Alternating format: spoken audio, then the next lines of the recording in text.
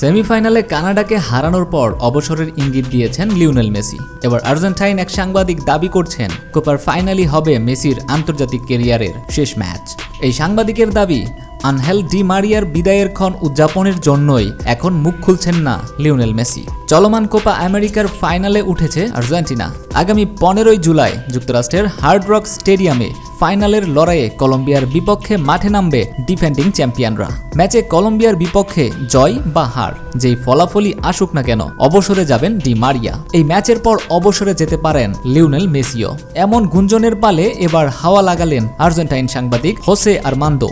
কাতার বিশ্বকাপের পর থেকেই দারুণ ছন্দে আছে আর্জেন্টিনা। দলের মধ্যে এমন দারুণ ছন্দের অন্যতম কারণ অ্যালান টেইন। সতীর্থরা তাই 26 বিশ্বকাপেও দেখতে চান এই তারকাকে।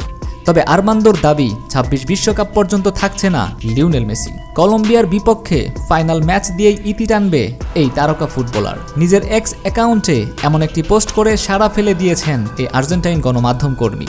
আমার মনে হয় কোপা আমেরিকার ফাইনালই হবে আর্জেন্টিনার জার্সিতে মেসির সর্বশেষ ম্যাচ। সে এটি আগে থেকেই জানাচ্ছে না, যেন সবাই ডি মারিয়ার বিদায়টা ভালোভাবে উদযাপন করে। তবে তার সাম্প্রতিক কথাবার্তা শুনে আমার মনে হচ্ছে এটাই তার শেষ ফাইনাল ম্যাচ।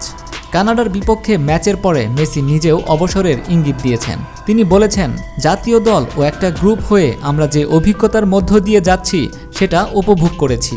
আবারও ফাইনালে ওঠা সহজ বিষয় নয়।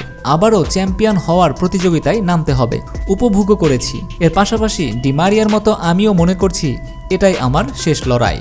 জাতীয় দলের হয়ে অনেক বছর ব্যর্থতার বৃত্তে ঘোরপাক খাওয়ার পর শেষ দিকে অনেক সাফল্য পেয়েছেন মেসি। 2021 সালের পর থেকে একে একে জয় করেছেন কোপা আমেরিকা, ফিনালিসিমা ও বিশ্বকাপ। এবারের কোপা আমেরিকা জিতলে ইতিহাসে দ্বিতীয় দল হিসেবে টানা 3টি মেজর আন্তর্জাতিক শিরোপা ঘরে তুলবে আর্জেন্টিনা। এর আগে এমন অর্জন ছিল কেবল স্পেনের।